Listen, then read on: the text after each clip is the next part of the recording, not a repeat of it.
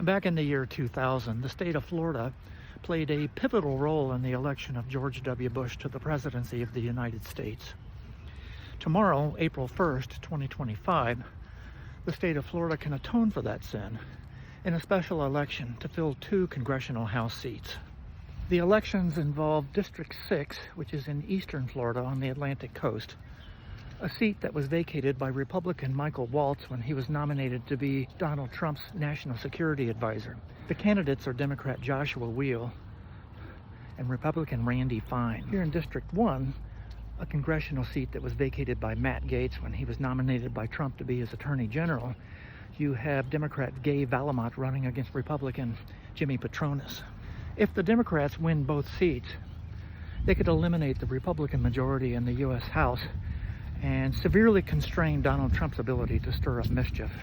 I live in District 1 and I've been seeing the campaign ads for both Patronis and Gay Valamont. You could not ask for a more stark difference between 2 candidates. I have yet to see one single suggestion or one single idea from the Republican candidate, Jimmy Patronis, about how he would represent the people of District 1 or make their lives better. All he has done is superimpose photos of himself with photos of Donald Trump and talk about how the Democrats hate Donald Trump. That's all he's done. No ideas. He has no ideas. He has no vision. He's simply hitching his wagon to Trump's star. Gay Valamont, the Democratic candidate, has a number of ideas. For instance, she wants to bring a VA hospital to Northwest Florida. Now, to understand the significance of this, you need to know a little bit about the area. Northwest Florida is home to a significant population of military people, both active duty and retired. To the far west in Escambia County, you've got Pensacola Naval Air Station. Then, in the adjoining county, Santa Rosa County, you've got Whiting Field, which is a Navy flight training school. To the far east in Bay County, you've got Tyndall Air Force Base. Here in Okaloosa County, you've got Eglin Air Force Base, which is the largest Air Force base in the world.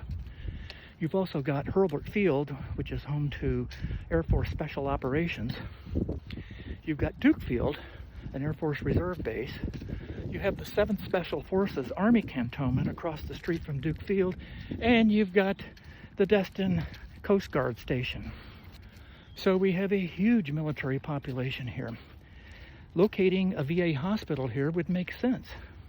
The nearest VA hospital is in Biloxi, Mississippi. I know that when my dad was being treated for cancer, he had to drive all the way to Biloxi, which is about 2.5 hours from here. A VA hospital locally would be terrific.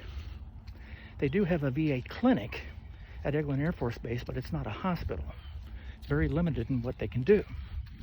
Valamont wants to reinstate Joe Biden's cap on insulin costs. If you recall, when Joe Biden was president, he capped insulin costs for everybody at $35 a dose. When Donald Trump was elected, he did away with that cap.